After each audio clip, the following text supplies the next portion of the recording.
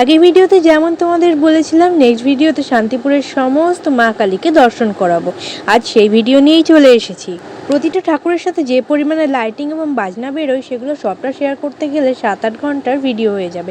তাই শুধুমাত্র মা কালীদের ফটোই আমি শেয়ার করেছি, আর যে লাইটিং বাজনা না দেখালেই নয় সেইগুলোই শেয়ার করেছি। যদিও এখানে শান্তিপুরের সমস্ত মা কালীর ভিডিও আমি শেয়ার করতে পারিনি, তার কি কারণ সেটা জানার জন্য পুরো ভিডিওটা তোমাদের দেখতে হবে। আর লাস্ট অবধি সবাই দেখে যেও, এটাই আমার রিকোয়েস্ট, কারণ লাস্টে কিছু বলার আছে। আর দেখে জানিও কিন্তু তোমাদের কেমন লাগলো।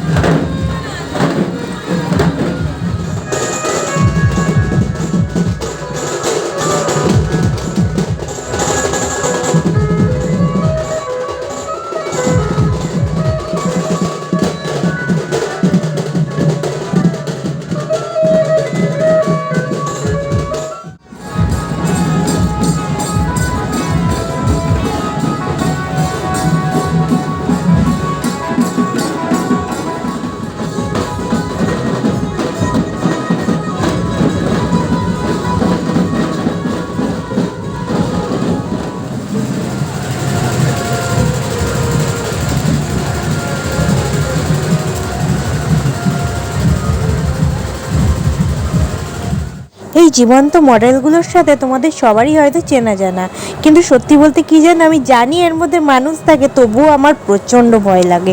সে ভয় লাগার যদিও অনেক কারণ আছে, সেই কারণগুলো যদি তোমরা জানতে চাও পরে কখনো ভিডিওতে শেয়ার করব। আমি ভয় পাই দেখে মা আমাকে ডেয়ার দিয়েছিল, তুই গরিলার সাথে ছবি তোলায় তুই যা চাইবি আমি তাই দেবো। আমি আমার কাজ করে দেখিয়েছি, দেখেছো? কিন্তু ছবিটাও তুলেছিলাম অনেক ভয় ভয়। এটা তোমাদের চুপি চুপি বললাম, তোমরা কিন্তু আবার কাউকে বলো না।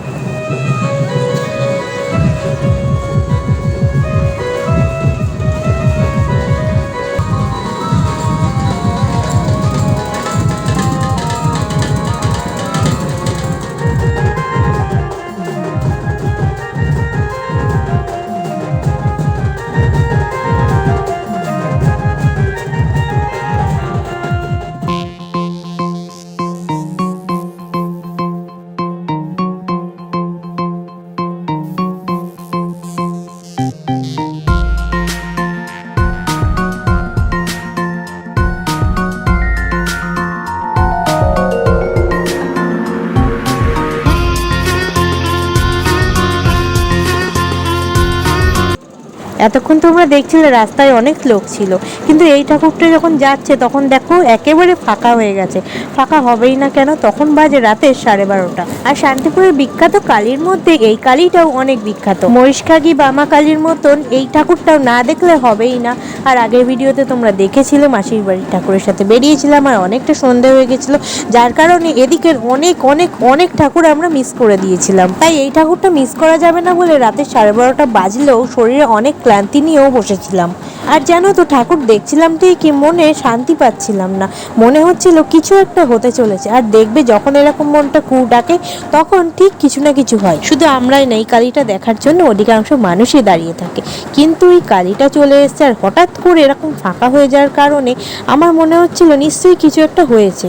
কারণটা আর বুঝতে পারছিলাম না। অন্যবার হাজার কষ্ট হলেও আমি বসে থাকি আর চেষ্টা করি সব কটা ঠাকুর শেষ করে আসার জন্য। কিন্তু এই দিন একে তো মন থেকে চাইছিল না, আর দ্বিতীয়ত শরীর দিচ্ছিল না, কারণ সেই সকালের দিকে মাসির বাড়ি গেছিলাম আর বাড়ি আসতে আসতে সন্ধ্যে 7টা বেজে গেছিল। আর বাড়ি যাওয়ারও উপায় ছিল না, কারণ এই যে দেখতে পাচ্ছ লাইটিং, ঠাকুর যাচ্ছে, এইগুলো পেরিয়ে তারপরে আমাদের বাড়ি যেতে হতো, যেটা কোনোভাবেই পসিবল হচ্ছিল না। কেন পসিবল হচ্ছিল না বুঝতেই পারছো, চারিদিকে ছেলে ভর্তি, আর অনুষ্ঠানে ছেলেরা কি করে সেটা আশা করি তোমাদের ভেঙে বোঝাতে হবে না। এইখানে একটা নাচ ছিল যেটা কোনো কারণে বন্ধ করে দিয়েছিল।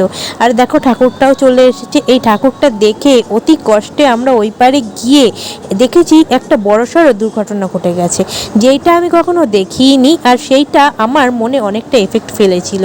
সেটা কি তোমরা যদি জানতে চাও কমেন্ট করো, আমি তোমাদের সাথে শেয়ার করব। এই দিনের জন্য এইটাই ছিল লাস্ট ঠাকুর, আর এইগুলো ছিল পরের দিনের ক্লিপ। পরের দিনও অসংখ্য ঠাকুর গিয়েছে, কিন্তু আমি অতি কষ্টে গিয়ে 3টে ঠাকুর শ্যুট করতে পেরেছি। কেন যেতে পারছিলাম না তার কারণ একটু আগেই তোমাদের বললাম। তো এইটাও খুব সুন্দর একটা প্রসেশন বার করেছিল, তো তোমরা এইটা দেখে নাও।